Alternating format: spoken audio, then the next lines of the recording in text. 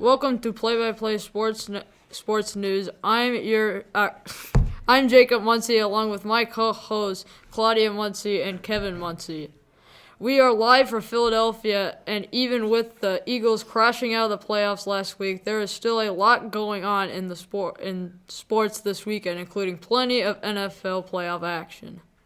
The playoffs continue with the Tampa Bay Buccaneers traveling to Detroit, where they will be underdogs for the second straight week. Two former first overall draft picks look to continue their career rebirths as Baker Mayfield leads Tampa Bay against Jared Goff and the Lions. In the other NFC matchup, the number 1 seed 49ers take on the Green Bay Packers. The Niners have been the best team in the conference all year long, while Green Bay look to shock the league with a second straight huge upset. In the AFC, the surefire Offensive Rookie of the Year, C.J. Stroud, will take on the odds-on favorite to win the MVP, Lamar Jackson. Houston is a surprise to many to be here with a first-year head coach in DeMeco Ryans and the rookie QB Stroud under center. We'll see if the experience of the veteran signal caller Jackson and his Super Bowl-winning head coach John Harbaugh can give the Ravens the advantage at home. The winner of that game will take on the winner of one of the best quarterback rivalries in the NFL as Patrick Mahomes and the Chiefs travel to Buffalo to take on Josh Allen and the Bills. Both the Chiefs and the Bills have had rough moments this season, but you wouldn't have known it in their first playoff games, as each team won fairly easily.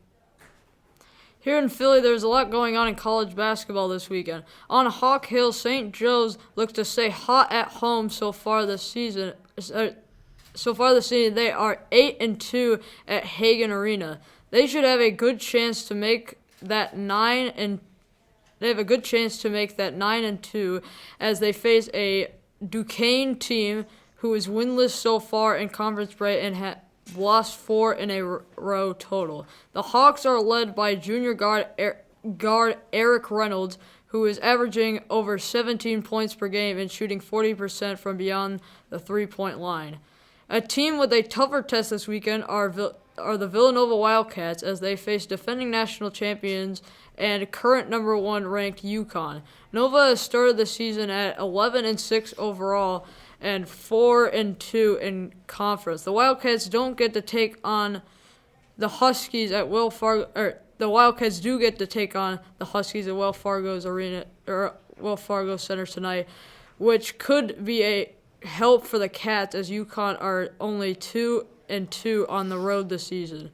The Huskies play a team with 4 players averaging over 13 points a game, while Villanova are led by veteran redshirt senior Eric Dixon and his 15 points per game. A win for the Cats could go a long way for their resume come March.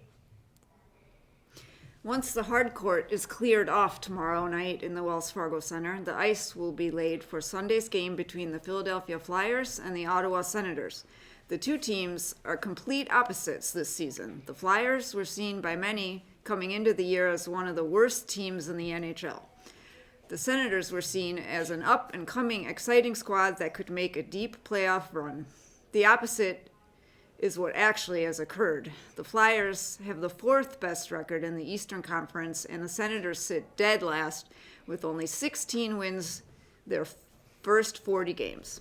The Flyers are led by stellar goaltending and the continued growth of many young players, including Travis Konecny and Owen Tippett.